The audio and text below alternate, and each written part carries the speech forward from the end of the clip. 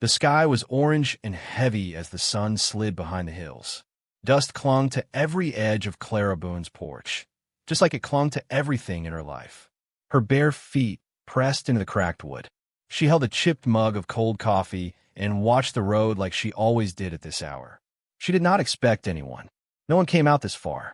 Not since her husband died. Not since the fire. Not since the rumors. But that evening someone did. A rider appeared on the dirt road, slow and silent. His hat cast a shadow over his face. His coat looked worn by time and wind, edges frayed like a story told too many times. Behind him, on the same horse, sat a boy, maybe 10, maybe younger. His legs dangled to one side, and one was wrapped in dirty cloth. He did not cry, but his eyes looked tired in a way no child's eyes should be. Clara did not move. She watched them come closer. The man did not speak. He did not wave. He simply stopped near her fence and dismounted without noise. Then he turned and lifted the boy down, slow and careful, like setting down something sacred. They stood still for a long moment. The man's face was sharp and quiet, with a scar just under his eye. He looked at Clara like he already knew who she was, or maybe like he saw a mirror in her that no one else had. Clara's voice had not been used much lately, but she found it. "Water's back there," she said, nodding toward the well. The man gave a single nod in return. Then he helped the boy take a few small steps toward the porch. "He hurt?" she asked, glancing at the boy's leg. The man nodded again. Clara stepped aside. That was all. No introductions. No names. No questions. She led them into the small cabin.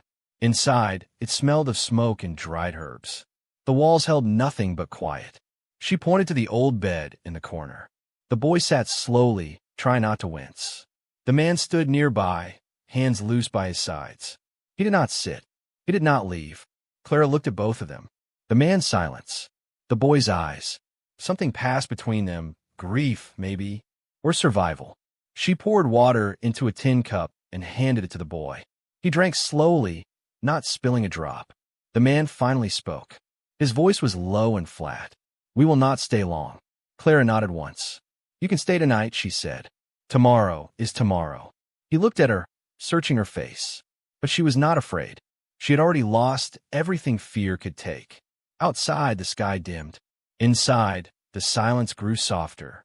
And so they stayed. Clara Boone had not heard her name spoken kindly in over 3 years. In Dog Creek, people whispered about her like she was already gone. Some called her cursed.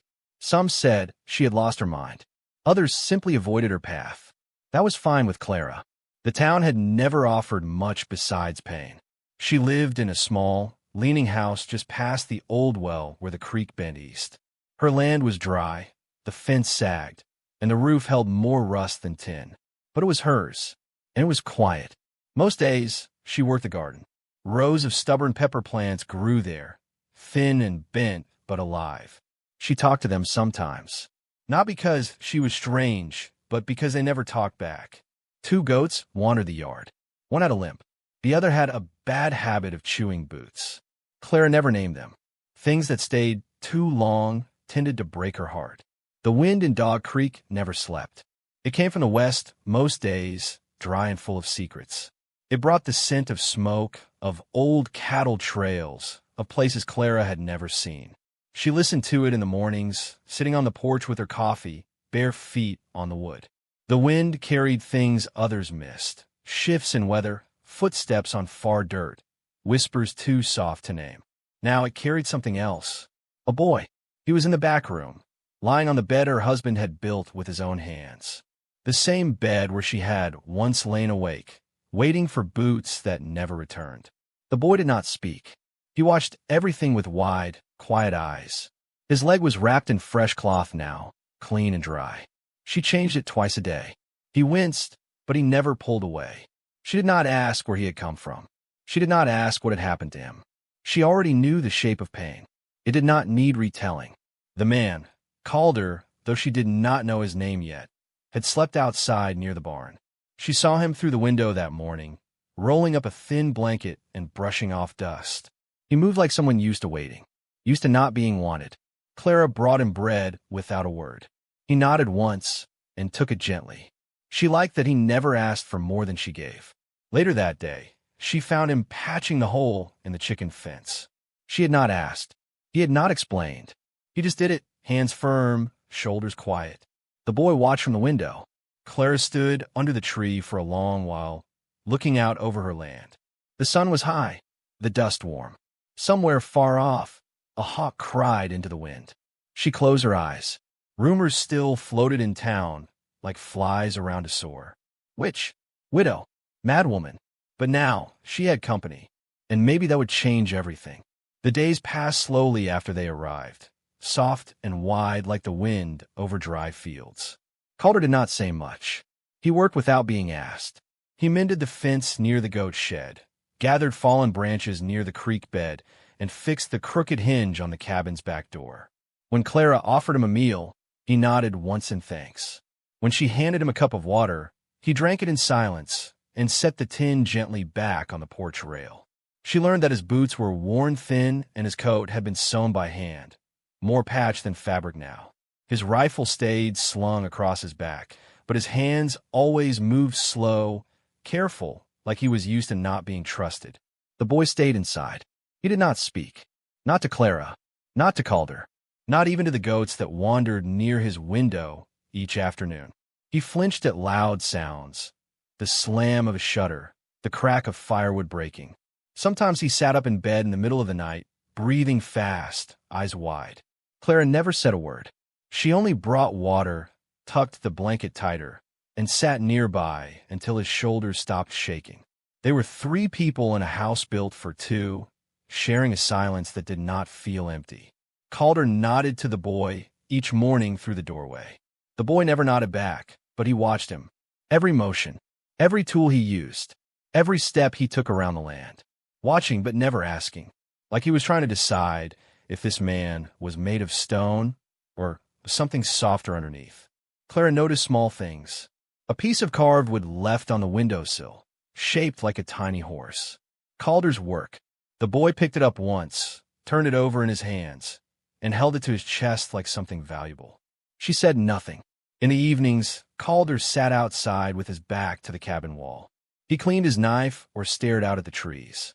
Clara sat across from him, shelling beans or mending her old apron. The boy sometimes peeked through the curtain, the wood horse still in his palm. The silence between them was not awkward. It felt like a kind of trust. No pressure, no expectation. Clara had lived among words that hurt. Lies, judgments, whispers in town that never truly faded. But this silence? This was something different. One night, as the stars blinked into the sky, Clara looked across the yard where Calder leaned against the barn. His eyes caught the last light of day.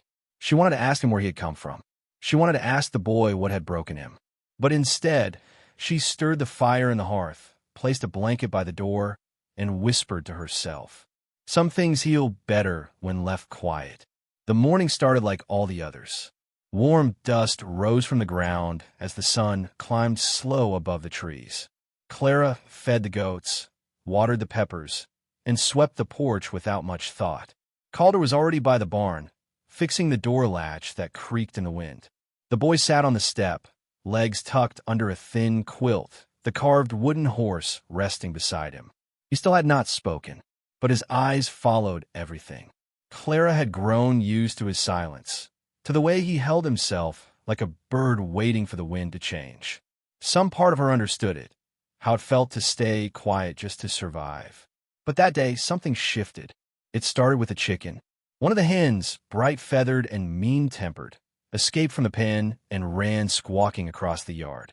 Behind her came the younger goat, hooves thudding and ears flopping with each clumsy leap. The chase was pure chaos, dust flying, feathers in the air, the chicken outraged, the goat determined. The boy's eyes went wide, and then, without warning, he laughed, a soft, surprised sound like he did not even know it was coming. His shoulders bounced. His mouth opened. His eyes, so used to hiding, shone with light for the first time. Clara stopped sweeping. Calder looked up from the barn. Neither of them said a word. The chicken dove onto the porch. The goat stood proudly where she vanished, bleeding like a hero. And the boy laughed again, clear, bright, full of something that had not lived in the house for a long time. Clara's throat tightened. She sat down slowly on the edge of the porch, close but not too close. The boy held the wooden horse in one hand and wiped his eyes with the other. Then he looked at her, not afraid, not guarded, just there, alive. Later that afternoon, Clara watched Calder as he worked. He rolled up his sleeves to hammer a loose board near the coop. His arms were scarred. Deep cuts, old burns, long lines of hard memory. But his hands moved with care. Even the way he handled the nails, slow, steady, patient, reminded her of someone who had learned the price of harm. She wondered how many things he had fixed that were never made of wood. That evening, she lit the fire early and took down an old iron skillet she had not touched in years. Cornmeal, buttermilk, salt, a little honey. Her hands moved by feel, not memory. She stirred without thinking, humming under her breath. The smell of baking cornbread filled the house. The boy sat by the hearth, watching the flames dance. Calder stood in the doorway, leaning on the frame like he had always belonged there. And Clara? She stood in her small kitchen, apron dusted with flour, and felt something rise inside her she thought was long gone. Hope. The town of Dog Creek had always known how to whisper. It did not take much, just the sight of Clara Boone walking through the market with a sack of flour and the boy's small head barely visible behind the wagon rail. Just the glimpse of a man with a long coat and quiet eyes stepping into the blacksmith's for nails. Whispers grew like weeds. "That man's not who you think he is," said the shopkeeper, a narrow woman with sharp eyes and a silver cross pinned to her blouse. Clara did not answer. She paid for the flour and walked out, her boots brushing dust across the wooden steps. By the next morning, the whispers had become louder. Preacher Hartley spoke near the well, Bible in hand, voice too calm to be casual. "I've heard some say the boy brings bad omens. You taken a wounded stray, you taken what wounded him too." Clara stood across the street, her basket full of eggs, her jaw set. She did not speak, but she did not look away. And that was enough. The men watching her lowered their eyes first. She returned home with slow steps, each one heavy with the weight of old wounds being reopened by fresh mouths. The air was dry that evening. The wind blew sharp from the south, carrying with it the scent of rain that would never come. Calder sat on the porch sharpening a blade, his motions slow and careful. Clara leaned against the doorframe, arms crossed, eyes far off. "They are starting to talk," she said quietly. "They were always talking," Calder replied. "Just louder now." She nodded once. "They think you're dangerous." He looked at her. His voice was even soft. "Trouble finds quiet folks. Always has." The boy sat nearby on the steps, drawing shapes in the dirt with a stick. A crooked sun, a horse, a figure with a scar across its cheek. He still had not spoken again, but his eyes followed every word. That night, Clara stood in front of the mirror for the first time in months. Her face looked older than she remembered. The scar stretched down her neck like a river that never dried. She touched it gently, then let her hand fall. She walked outside and sat beside Calder. "They think I'm mad," she said. He shrugged. "They're afraid." "Of what?" "Of someone who still stands after the world tried to bury her." For a long time, they watched the stars. The boy fell asleep against the porch rail, head resting on his arms. One of the goats wandered past, then settled near the steps like a sleepy guard. In the distance, a wolf howled. The town whispered, and Clara Boone stayed quiet, not because she was weak, but because strength sometimes looked like silence. The day had been quiet. Too quiet, Clara thought, as she swept the porch and listened to the wind. The boy was inside, tracing the edge of a quilt with his finger. Calder was fixing the barn roof, his silhouette outlined against the fading sun. Even the goats stayed near the gate, as if waiting for something. It came just after dusk. A thud at the door, soft but sharp. Clara turned quickly. Calder was already stepping down from the ladder, hand near the handle of his knife. She opened the door and froze. There, lying in the dirt like a curse, was a rag doll, burned, blackened at the edge, its red thread hair still mostly intact. Tiny black buttons for eyes, one loose, barely hanging on. Clara's breath caught. She knew this doll. Years ago, she had sewn it by hand. for a child with bright curls and a laugh like summer. A daughter no one spoke of anymore. Not in town, not in church, not even in the house she left behind when grief built its own walls. Her knees gave out before she meant them to. She sank to the floorboards, hands trembling, eyes locked on the doll. Not crying, not moving, just breaking. The boy stood in the doorway behind her. Calder stepped closer, slow and careful, but he did not touch her. He only looked at the doll, then at Clara. "They know," she whispered. Her voice cracked like dry wood. "They remember." That night, Clara packed nothing. She left the house with only her boots and her breath. She did not tell Calder.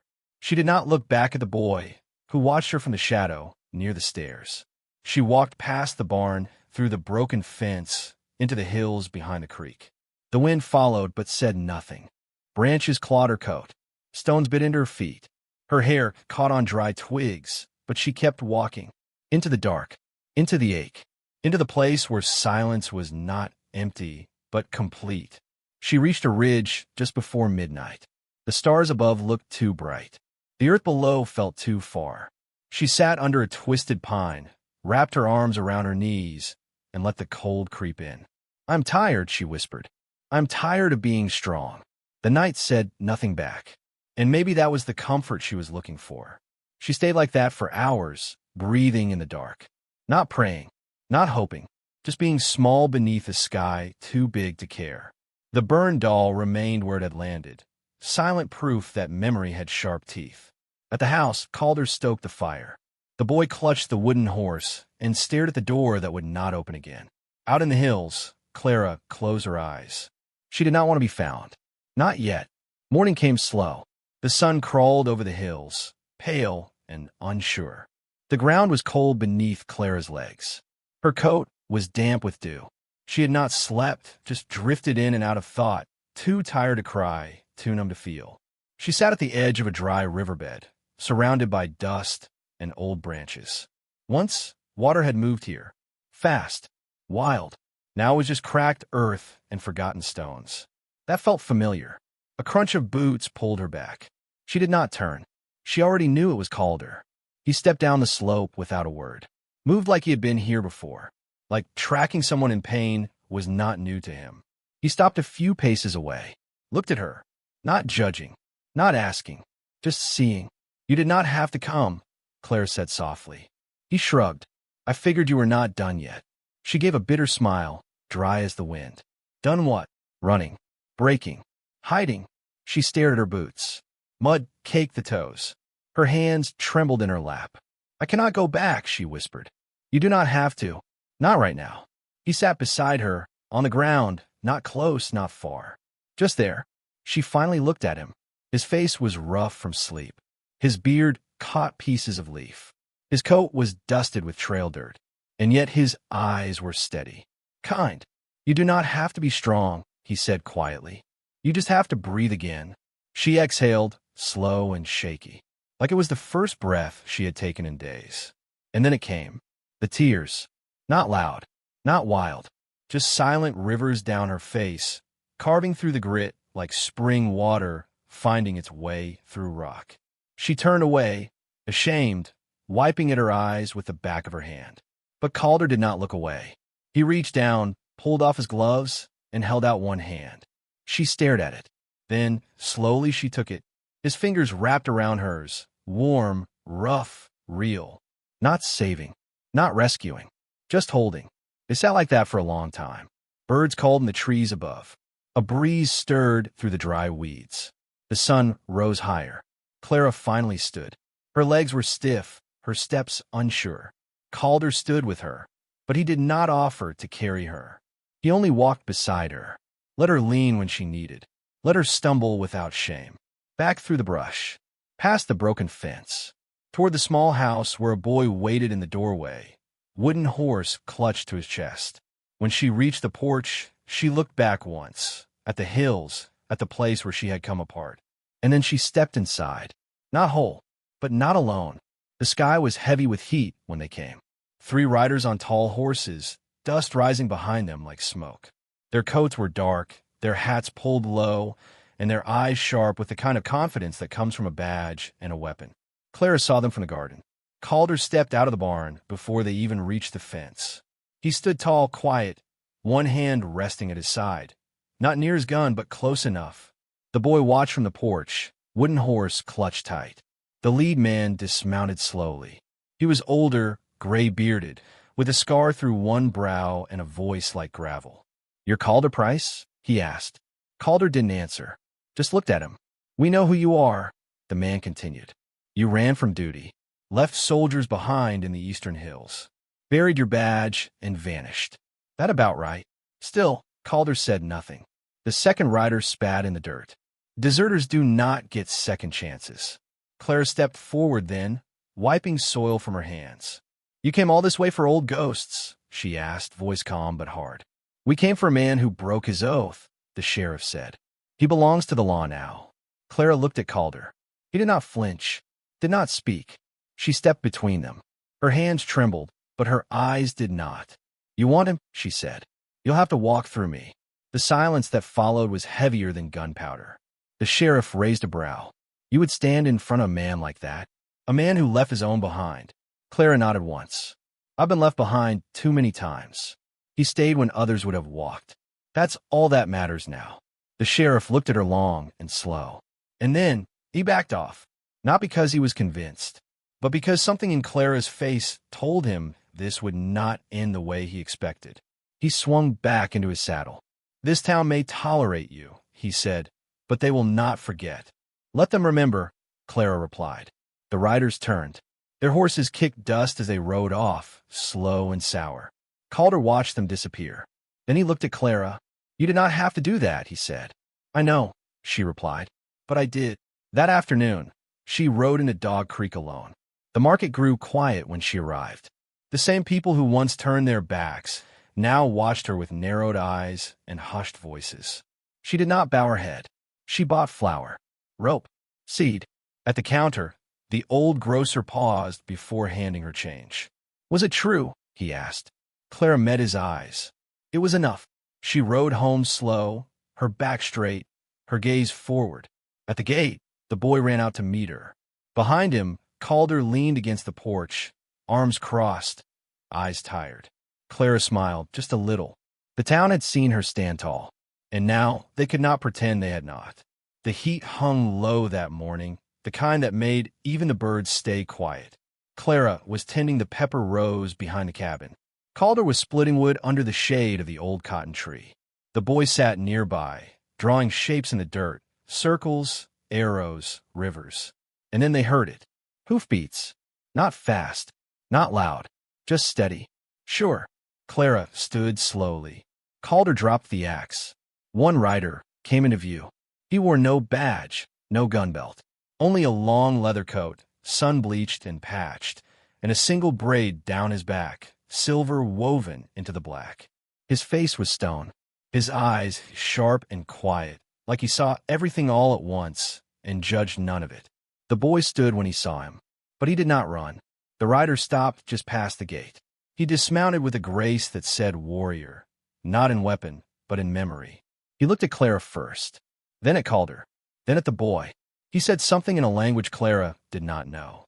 Not loud, not forceful, just a call. A name, maybe. The boy flinched, then took one step forward, then another, but he did not run into the man's arms.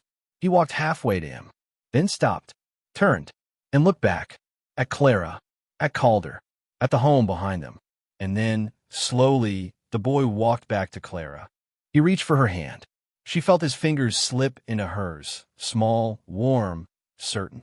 The rider watched, not with anger, not with loss, but something deeper. He stepped closer, bent to one knee, and looked the boy in the eye. He said something again. Clara could not understand it, but the boy did. He nodded, then placed the carved wooden horse in the man's open palm. The rider looked at it, turned it once in his fingers, then stood, and nodded, not in defeat, but in respect. A truth passed between them, wordless, heavy, whole. The man turned back to his horse, mounted, and paused once more. He looked at Clara, and nodded again. Then he rode off, slow and steady, vanishing into the dry horizon like dust returning to the earth. The boy watched him go, but he did not cry. He squeezed Clara's hand. Calder stepped beside them. No one spoke. There was no need. They stood there a long time, three souls under the wide sun, no longer waiting for something to break.